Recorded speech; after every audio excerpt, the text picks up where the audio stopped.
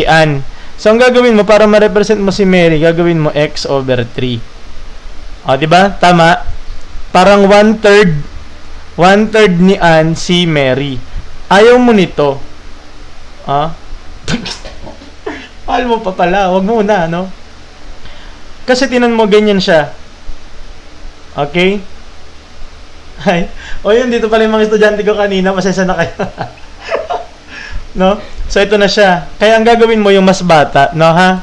Yung mas bata yung gagawin niyo. Okay? QG, thank you po, no?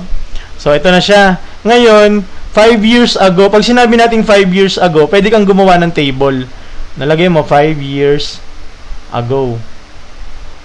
Para mas hindi ka lalong malito, ang gagawin mo, i-assume mo, kunyari ngayon yung now, 2025. Pag sinabi mong 5 years ago, kailan yon? 2020, pandemic. O, ilan yung edad mo? No? Ilan yung edad mo 2020? Uy,